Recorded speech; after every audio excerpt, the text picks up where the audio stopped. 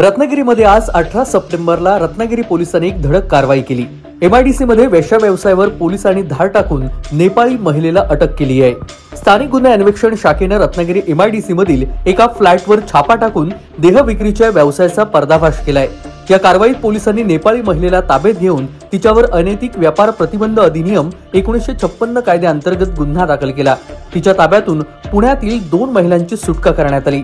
जिल्हा पोलीस अधीक्षक नितीन बगाटे आणि अधीक्षक बीबी महामुनी यांच्या मार्गदर्शनाखाली स्थानिक गुन्हे अन्वेषण शाखेला एमआयडीसी मिरजोळ येथील फ्लॅट E69 मध्ये अनैतिक व्यापार सुरू असल्याची गोपनीय माहिती मिळाली होती। या माहितीच्या आधारे पोलीस निरीक्षक नितीन ढेरे यांच्या नेतृत्वाखाली एक पथक तयार करण्यात आलं। पोलीस पथकानं बनावट ग्राहक पाठवून खात्री केली। खात्री पटल्यानंतर पथकानं ठरलेल्या ठिकाणी छापा टाकला। यावेळी तिथे एक नेपाळी महिला 2 महिलांकडून देह विक्रीचा व्यवसाय करून घेत असल्याचं उघड झालं। पोलिसांनी तात्काळ तिच्यावर अनैतिक व्यापार प्रतिबंध अधिनियम 1956 नुसार गुन्हा दाखल करण्यात आलाय।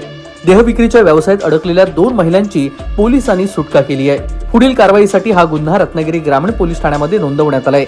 या यशस्वी कारवाईमध्ये पोलीस निरीक्षक नितीन ढेरे यांच्यासह सहाय्यक पोलीस निरीक्षक Shabnam Mujawar, Sandeep Ogale, police head constable Vijay Ambekar, Deepraj Patil, Vivek Rasal, Bhairavnath Sawairam, महिला police head constable Swati Rane, Sheetal Kamble, महिला पोलीस कॉन्स्टेबल पाटील आणि पोलीस नाईक दत्ता कांबळे यांचा या टीम मध्ये समावेश होता। आणि या कारवाईमुळे परिसरामध्ये सुरू असलेल्या अवैध धंद्यांवर अंकुश बसण्यास मदत होणार आहे।